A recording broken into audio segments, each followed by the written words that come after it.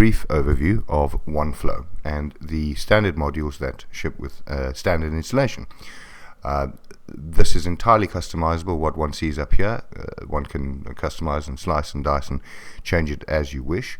But let's just go through the basic modules, starting with our sales environment, our forecasting environment, and the uploading thereof. So we have a bunch of forecasts / future orders, which we can upload in many different ways, which again we'll cover later, into the system. With one click, this translates into the order book. It flushes that into the order book. It also flushes it through all of these other modules, so there's no further processing required. So we have an order book, what's been ordered, what's been made, what's been delivered, what's been shipped, and many ways of dealing with that throughout the business. So someone at the back door or in Department A will know what the same thing that somebody at the front door will know on a live basis. Our forecast, what does all these forecasts and order book mean in terms of volume, value, income, costs, based on our standard costings, and our anticipated performance rates, be it production rates or be it activity rates. Also an environment where we can deal with demand planning, looking at historical volumes as far back as one would like to go, or as far recent as one would like to go, and what that means for the future, and be it an automated forecast or a manually overridden forecast. The planning module, again, is directly fed by that one-click upload. We can model our capacity for the future. That's more for the long-term plan. Do we have the capacity to do all of this, or do we not? And if so, where do we have gaps in our capacity? Where can we go and chase more business? Production scheduling, be it a can of baked beans that we are producing, or we are processing a claim.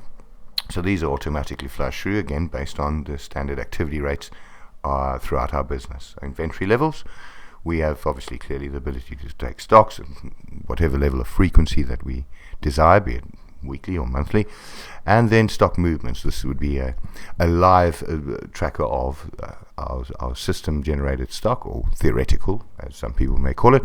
So based on our activity over here, as we go ahead and do our work, that automatically flushes down and draws down on material levels and goods receipt levels as well. So what do we have in the business in a perfect world at any given point in time, with the relevant warning flags, which certainly help the buyers of the business.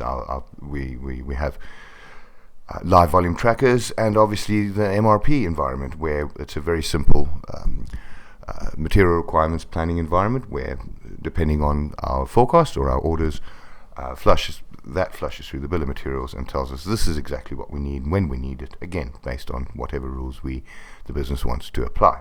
We then allocate work automatically or manually, and we can see on a job by job, activity by activity, time frame by time frame basis how we are performing. So that's a fantastic live view of performance. All of this activity flushes through to various dashboards. We've got some standard dashboards for how the business is doing overall, how we're doing against our forecasts and our capacity levels. Are we achieving what we have set it out to achieve? How are we servicing our customers, by product, by whatever metric we want to look at. Operationally, how we're doing, and then how all of this is feeding through to the finances, in terms of what is our MD or what is our FD going to see next week in terms of this week's variances. Did we perform as per plan, or did we not? So thanks for watching, and we'll be dealing with all of these in more detail in vlogs to come.